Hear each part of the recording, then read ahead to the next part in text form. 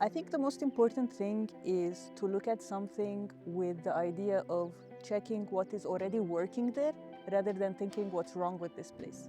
If you start with the point of what is working, what is positive, you quickly realize that there's a lot of values that are not only worth keeping, but worth amplifying. And then you can go about checking what is not working, what needs support, and you can add support where is needed exactly.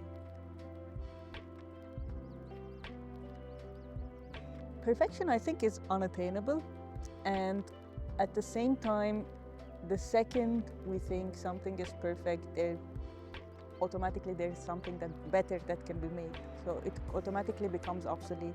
So it ends up being a race towards something that is unattainable instead of a race, a slower paced movement where we can amass value on top of each other to create something that is longer lasting and more sustainable in essence. For example, now when we're building a new building, we want to make the best, the most sustainable, the most progressive, the latest technology, etc. But in reality, by the time the building is finished building, it's already obsolete. There's a newer technology, there's a newer regulation to make it more sustainable. It's an ever-moving target, and the more we're technologically advanced, for example, the more newness can come to be. And clearly that's not a sustainable way of doing things, of practicing architecture, because the second you finish a building, it already becomes obsolete and technically useless if we're going towards perfection. I think the better way of working is to work in amassing values one step at a time. When we're working on one correction, one point, automatically things catalyze each other and create positive change. Perfectionism puts a lot of effort and responsibility on the architect in the production of space, which is obviously valid, but at the same time, I think to go towards a more sustainable world, I think architecture has to be a more participatory practice, where everybody practices in the production of their space, which will make it a much more massive movement towards positive change, and I think it will reach a better level of sustainability rather than one perfect building here. A bigger movement will create much more positive change than a few perfectional elements here and there.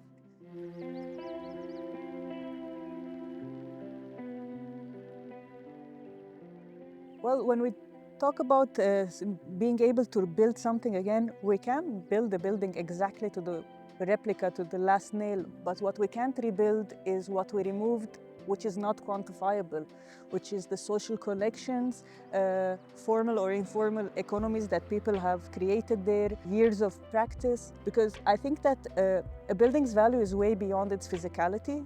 Its real value comes in an accumulated manner through use and through the people that are there. So once you break that down, usually the efforts that were made in that space gets dispersed and lost and diluted into the whole system. So no matter if you build the same building as it is, these systems won't come back. So that's what we're lost, and even if we rebuild, we cannot get those values back. So it really depends the context we're talking about and the subject we're talking about, right?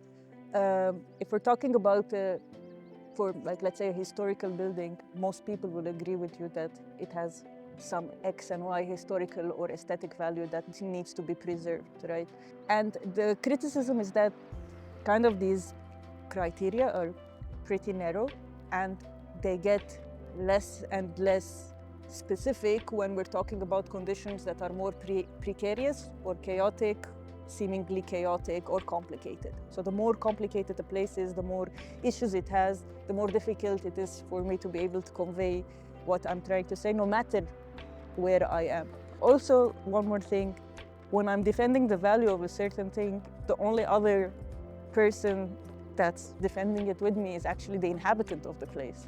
So it really matters on who I'm talking to, whether it's an outsider looking in or the insider looking out.